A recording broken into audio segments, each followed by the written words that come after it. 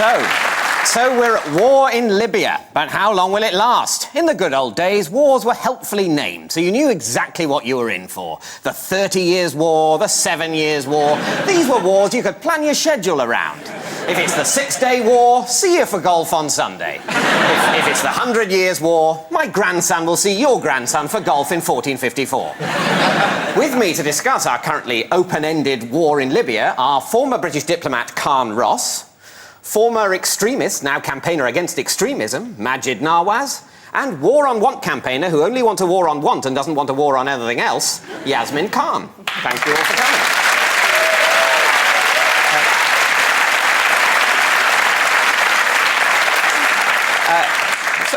Yasmin, the UN voted for this intervention, so it's the right thing to do, isn't it? Not really. I mean, the UN also voted for intervention and occupation in Afghanistan, which last time I checked was kind of going pretty badly with, you know, civilians dead, puppet regime, and ongoing. So not necessarily. And if you kind of look at our other interventions in the last decade in Muslim countries, you have Iraq, 750,000 dead, puppet regime, privatisation of oil. So I'm not sure the same strategy is right for Libya. I mean, I don't know what David Cameron's thinking, like, third time lucky? I don't know. I think what we really need to be looking at is the strategy of bombing for security a good one? And I just don't think it is. I mean, bombing for peace is like screwing for virginity. It just doesn't make sense. Majid, what would you say to that? We've tried wars in the Middle East before. It's never any fun. Well, they hate us. Yeah, I think that if we look at this particular situation, it's actually very different to Iraq. It's very different to Afghanistan. We have two crucial differences. One, yes, though Afghanistan had a UN resolution, as this one does, Iraq didn't. But the difference with Afghanistan and Libya is that Libya has the people's popular support for this intervention. The only legitimate government that I recognise in Libya is the government of the opposition, the leaders of the opposition in the interim National Council. They've been crying out and screaming out for this intervention since day one. And if we hadn't intervened, what we would have effectively done is check the Arab Spring from spreading from Tunisia to Egypt to Libya and then on to other countries, because we would have sent a clear message that if your leader, your dictator, does respond in a way, brutally, by massacring you, we're going to stand by and watch. Khan, you're a former diplomat. Would you say that the UN has handled this well and that we're doing the right thing collectively? The UN's responded very quickly to a situation of internal repression, so it's very unusual what's happened at the UN. The repression, the violence by Gaddafi's forces started only a few weeks before the UN took action. By UN standards, that's very, very fast. But personally, I would have preferred them to take non-military measures first. So they've been too fast, and they've gone from useless inaction to bad action. Yes, and it has to be said too that it's not really the United UN. The resolution that passed last week was just 10 votes, which is actually a pretty weak resolution. 5 very big countries representing 60% of the world's population abstained. Yes, but I don't know whether people understand. They abstained, so that means they weren't against it. They say, do what you like, weren't they? I mean... it does mean they're not against it. 2 of the countries could have vetoed it. You're quite right. So, would you say that the UN's moved too quickly? Well, no, we were in danger of looking like scared hedgehogs in the road with road fright, not being able to do anything. And I think the implication of that would have been that there would have been a civil war in Libya, and that civil war would have spread to Egypt. Well, the point is there is a civil war in Libya, yeah, and we've joined in. Yeah. Good on us. Otherwise, it would have spread across the region. It would have basically affected what's happening in Egypt. It would have affected what's happening in Tunisia. And already we've got indications that Gaddafi was well prepared to fund nefarious forces inside Libya to promote this idea that if you don't support me, there's terrorists that are going to run around. So we had to nip it in the bud. What would you say to that? Well, I just think and people, he was about to go, and he said he was going house to house. He was going to start killing civilians. Totally, and I think probably more civilians than our bombing will have killed. Well, I think it's really important to, and I think that's a really good point. And I think the natural human reaction of anybody seeing the horror that we've seen in Libya is that we should do something. And I think we should do something. I don't think anybody is saying we shouldn't. The question is a Western-led military campaign the right choice? And I think it's really ridiculous that we're always given this option, aren't we? With, at the last minute, a dictator killing his people, propped up by the West, or starting a massive war that we don't know what the repercussions will be and will probably devastate a country. The fact is that there is an alternative to these kind of actions, and we shouldn't, be compromised by our leaders saying... So what's the alternative? There was something different this time, which was that the Arab League asked for this. This is an extraordinary and unprecedented thing that the Arab League actually requested a no-fly zone. Yeah, but so it does alter the politics of it. That's very...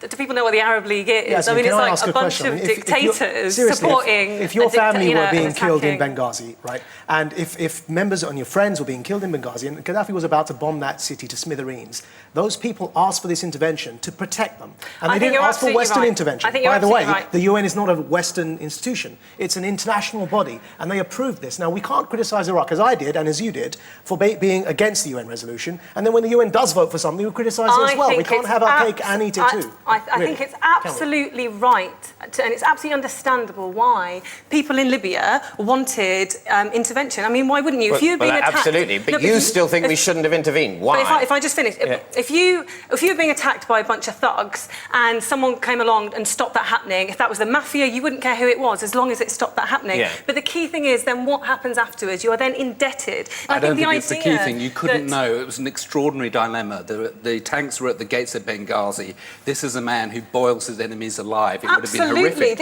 And the rebels and the people in Benghazi were being emphatically clear. They were saying very, very clearly, we want one thing, and we want a no-fly zone, a military intervention now. And I think it was a horrible choice. It's been a huge gamble. Nobody can know quite how it will end. I don't think anybody can honestly say that they know how this will turn out, but what was the alternative? Yeah, but what we have created, we might have stopped an onslaught in Benghazi, but be very clear, everyone can see the news reports today. Civilians are being killed, civilians are being injured by their thousands. There's a difference between deliberately killing civilians and accidentally killing civilians. Exactly what we're doing. But it is a point that the civilians that we are accidentally killing or know we're going to kill by our actions, isn't that going to create bad feeling against us Which in is that absolutely country? why we must put a stop to that immediately. But you there just is still said a you were difference. for the war. To killing civilians accidentally. But there is a difference between how can you do that? Well, a war doesn't deliberately target civilians unless you're the mad Gaddafi doing it. No, but if you're dropping bombs, essentially, some civilians are going to get hurt. Right. So let's look at what happened in Bosnia. Let's look at what happened in Kosovo. What happened in Kuwait. Of course, some civilians were hurt, but the end result wasn't perfect. But what it did do in Bosnia was stop a genocide. What it did do in Kuwait was liberate a country, and the same in Kosovo. So what we have to do is say that war isn't perfect, but sometimes it's the least best option. In Kosovo, the vast majority of the people thought it was the right thing to do. I talked to a Kosovar who said that the night that cruise missiles started hitting Pristina, he was on the hillside celebrating. Well, I'm afraid we have to leave it there. And of course, the big question that overshadows this is we don't know when it'll end. But thank you all for coming. Thank you. Lauren.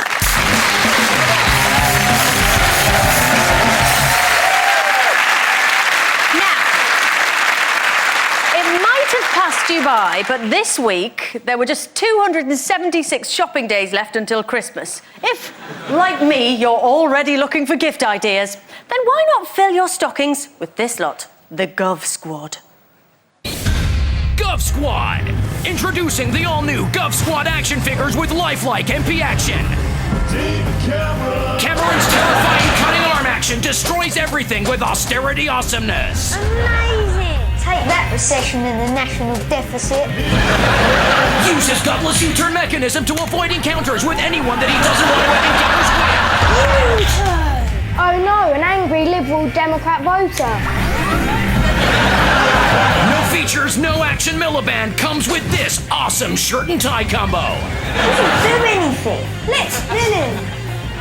Yeah. Take that, librarian lady, with my cuts. Collect them today and complete the set with political monster and arch foe Nick Griffin. Terrifying views, terrifying lack of eye contact. Gov Squad.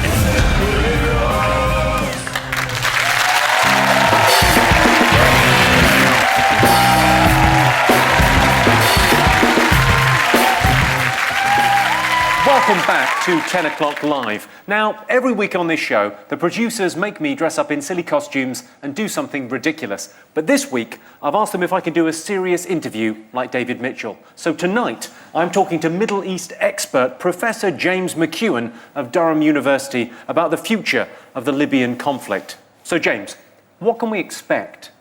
Well, it's actually very complicated, and part of the reason for that lies in the wording of Resolution 1973 from the UN Security Council. Oh, and what they've done is deliberately... Blah. I'm not following any of this.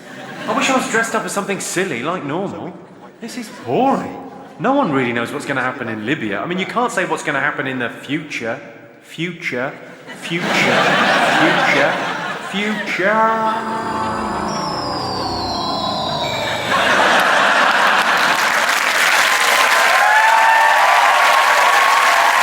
March 24th, 2016. Welcome to Future News.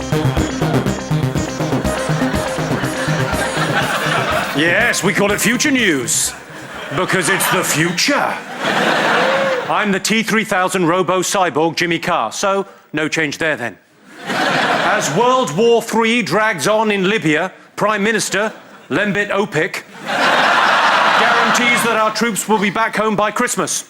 He just won't say what Christmas or what Christmas is.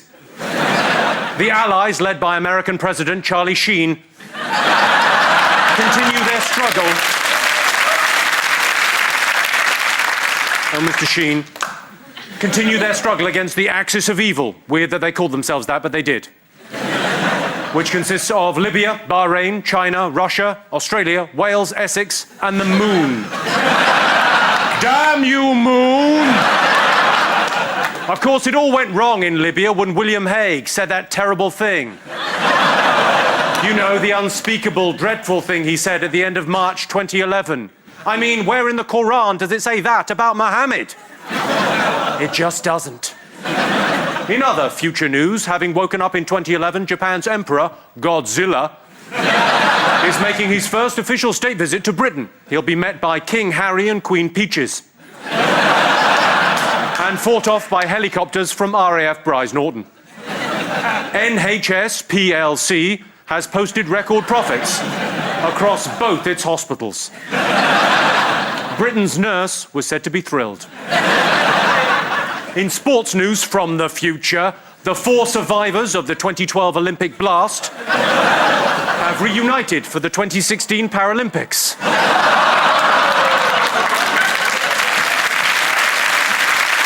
Future. And in a controversial move, head of the Catholic Church, Pope Benedict XVIII, has declared that children are fair game. Finally formalising a century-old tradition. Well, that's all we've got time for here on Future News. If you're wondering, are there jetpacks in the future? Here's your answer.